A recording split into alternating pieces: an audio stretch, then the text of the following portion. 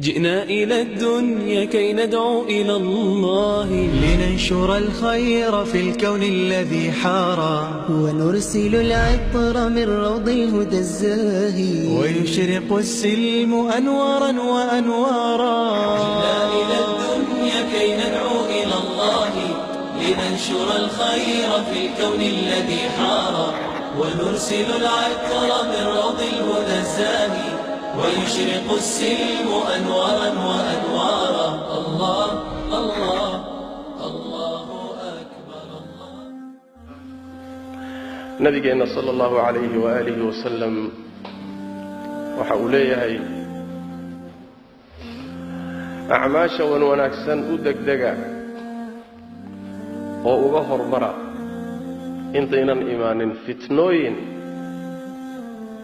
الصدبة الله sida habeenka mugdigiisa oo kale yaani midba ka dambaysa ka sii daranta oo ka culusta fitnooyinkaasi markay yimaadaan saameyntii dadka ku yeelanaya ayaa nabigu sheegay sallallahu alayhi wasallam ruuxu waaga u bariyay isagoo mu'min ah hadduu galabtii gaaray diintii waa ka baxay galabtii buu gaarayaa isagoo iimaan leh waagu wuxuu u baryayaa isagoo diintii ka baxay alladii yasawtu nabigu sheegay sallallahu alayhi wasallam wuxuu yiri diintiisii danayd buu wuxuu ku iibsanayaa dheef yaroo adduunyo waa magacdoon waa xooladoon waa dhaqaaladoon waa kursi doon waxoogaa yaroo adduunyo abuu dhaafsanayaa diintiisii fitanka maadiga ah iyo maadada iyo taqdiisinteeda abuu nabigu tilmaamaya salawaatu rabbi wa salaamu alayhi maanta waxaynu joognaa oo nool lahay xilliga uu nabigu fitnooyinka iyo dhibaatooyinka tilmaamaya qayb ka mid aynu nool lahay waxaana nabigeena ka sugan sallallahu alayhi wasallam inuu yiri zaman ma jiro waqti ma jiro illa hadduu jiro midka ka dambeeya ayaa ka sii shar badan waxaynu joognaa caalam hadda ka hor kala xidhxidhnaa oo nin walba fikirkiisa iyo wuxuu rumaysan yahay meeshiisa la joogay maanta se isku furmay oo tuulo yar noqday nin walbana wuxuu rumaysnaa uu miiska soo saaray waxaan joognaa waqti dhallinyaradaba ha u badnaadeene dad badani ay diintoodii ka fitnoobeen oo ay ku dhaceen afkaar khaldan oo khariban asbaabta keentayna waa la iska garanaya shabakada internetka iyo websaydyada iyo goobaha bulshadu ku kulanto twitterka youtube-ka iyo wixii la mid yawmiyan bal daqiiqad walba waxaa la soo dhigaa intaasoo milyan oo fikradood ayaa la soo dhigaa waa miis gaalnimadu saaranta oo ilxaadku dhinac ka saaran yahay oo bidcada iyo shubahaadku dhinac ka saaran yihiin oo khayrka ku jiraaya aad u yar yahay nin muslim ah oo dhallinyaro ah baa halkaa diin ka raadinaya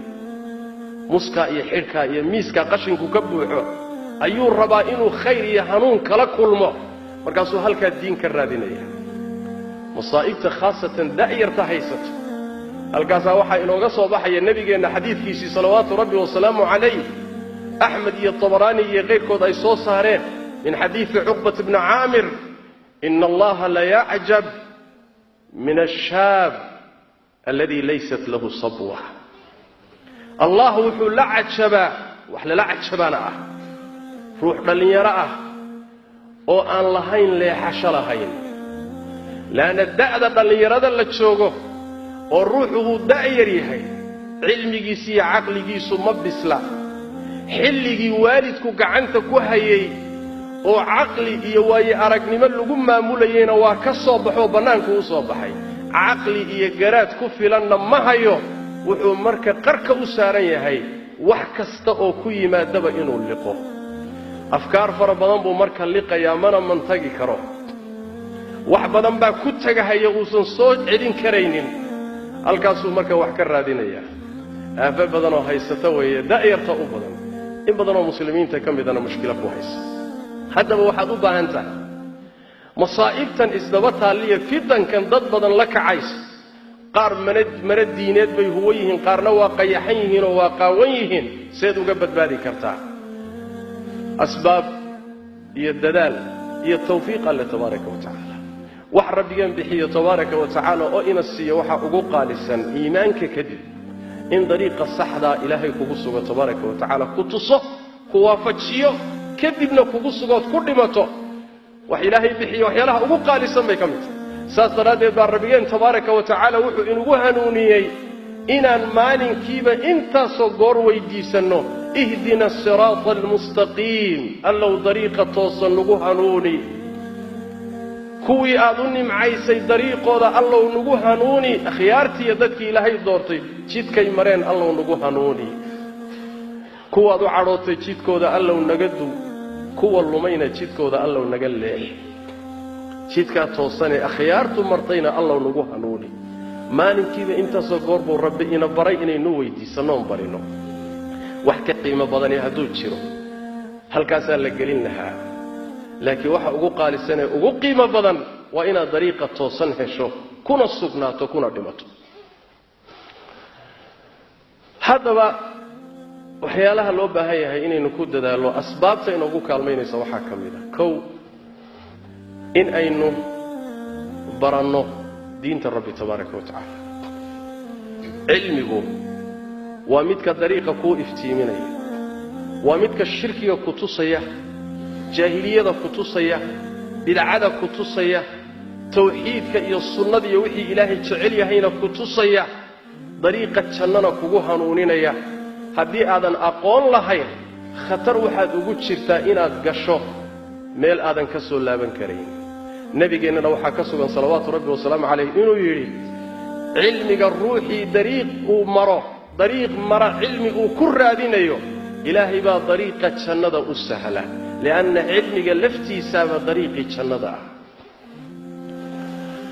qodobka labaad waxa weeyaan qur'aanka kariimka ah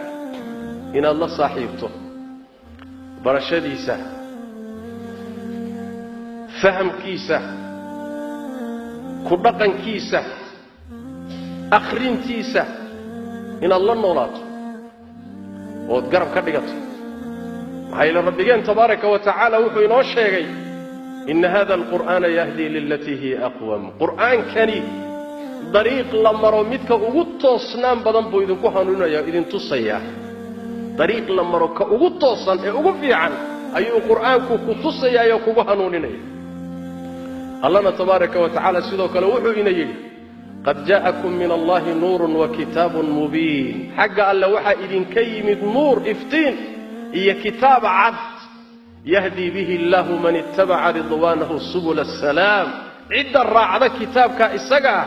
jidadka nabadgeliyada buu ilaahay sababtiisa ugu hanuuninaya jidka nabadgeliyada adduunka aad ku nabadgeli aakhirana aad ku nabadgeli waxaa kugu hanuuninaya ku tusaya qur'aanka kariimka sidaas daraaddeed ruuxii hanuun ka raadiya meel aan qur'aanka ahayn waa lunsan yahay bilowga horeba dariiqii buu ka lumay hanuunka waxaa laga raadiyaa kitaabka rabbi tabaaraka wa tacaala iyo meeshuu alla dhex dhigay midda saddexaadii waxa weeye sunnada nabigeenna salawaatu rabbi wasalaamu calayh iyo axaadiista rasuulkeenna ka sugan maxaa yeelay xilka nabigeenna salawaatu rabbi wasalaamu calayhi iyo shaqadiisu waxay ahayd inuu qur'aanka sharxo litubayina linnaasi maa nuzila ilayh inuu dadka qur'aanka u sharxo ilaahay maqsuudkiisa u caddeeyo sidoo kalena inuu u jideeyo axkaam xagga rabbi ka timid iyada lafteeda lianna axaadiista nebiga iyo sunnadiisu salawaatu rabbi wasalaamu calayh saddex bay isugu jirtaa qaybi qur'aanku wuxuu sheegay bay sheegaysaa oo caddaynaysa qaybina qur'aanka macnihiisii ama ay sii caddaynaysa oo khasisaysaa ama ma ahee iطlaaqiisay qaydaysaa qur'aankiibay sii caddaynaysaa qayb saddexaadna axkaam aan qur'aankuba sheegin bay jidaynaysaa lianna laf ahaanteedaa waxyi ah oo rabbigeen baa wuxuu ina yidhi tabaaraka wa tacaala wixii rasuulku idinla yimaado qaata wuxuu idinka reebana ka hadha ما كلا قادر ربي تبارك وتعالى صدع ذا قيود السنة النبي ككوبا تاي ما كلا قادر وحالينا يري وحكستو رسولك إذن ليما دقاتا